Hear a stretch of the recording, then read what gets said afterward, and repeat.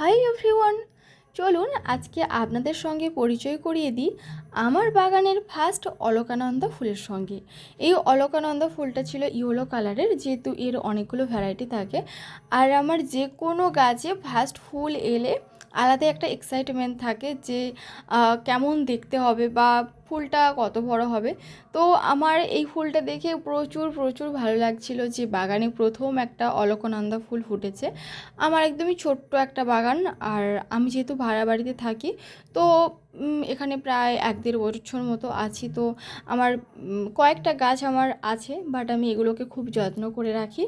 আপনাদের আগের ভিডিওতে শেয়ার করেছিলাম যে গাছটা আমি একটা ডাল কেটে দিয়েছি আর রোদে রেখেছিলাম।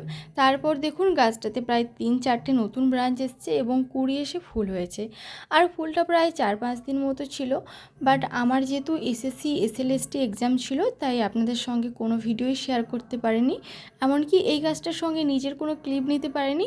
জাস্ট আমি নর্মাল গাছটার শুধু ক্লিপ নিয়ে রেখেছিলাম, তাই আপনাদের সঙ্গে সেটাই শেয়ার করলাম।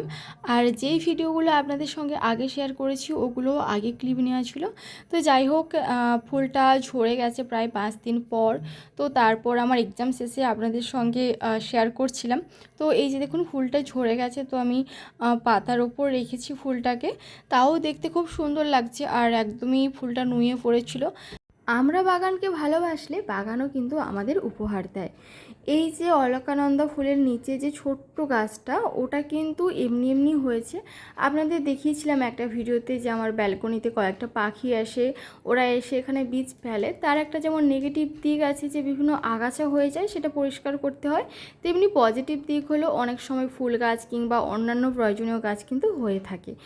এই পোকাটা একদমই অন্য ধরনের দেখতে লাগছিল, তাই আপনাদের সঙ্গে শেয়ার করলাম। আপনারা এরকম ধরনের পোকা আগে দেখলে অবশ্যই কমেন্ট করে জানাবেন।